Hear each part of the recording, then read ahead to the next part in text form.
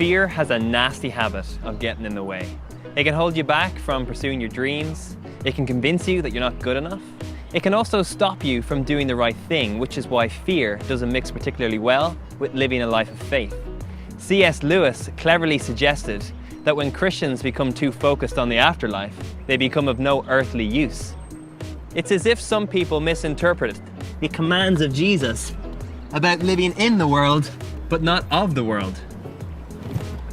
They convince themselves that Christian living is living safe, like in a protective bubble, and live life like the world around them is something to be feared, and something that they have to protect themselves from.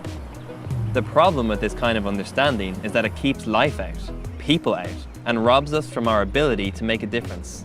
It creates the stereotype of Christians living out of fear. If Jesus gave in to fear at any point, he never would have encountered the people who needed him the most.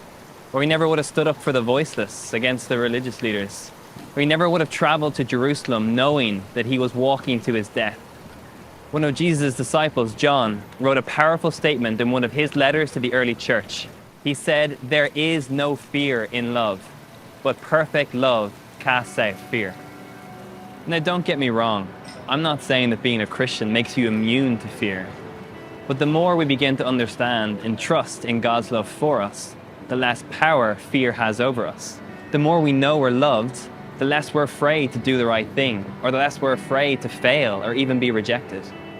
I know from my own experience looking back, when I struggled to be loved, that's when I was the most insecure, when I worked to try and earn love, when I people-pleased.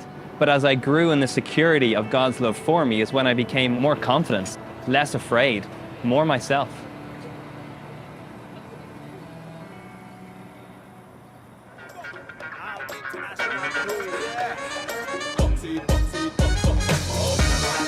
It's like there are two ways I can live my life for God. The first is wearing this clean white suit, fearing that my life will be judged at the end by how clean I kept it. So there's absolutely no way I can help a guy who clearly just needs a hand to change a tire, or help a young lady who's clearly had too much to drink to just get home because of the fear of the stains it might leave on my clean white suit.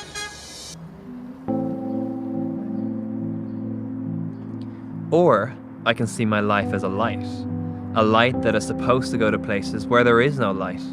It means bringing love to places where love is hard to find.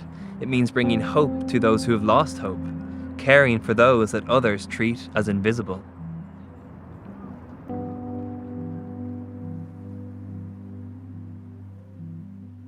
Jesus, as he did best, told a parable that cut to the chase.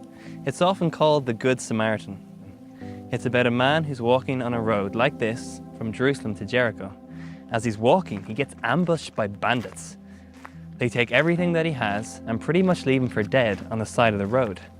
The first two people to encounter him are a priest and a Levite. They both have important roles in the Jewish temple.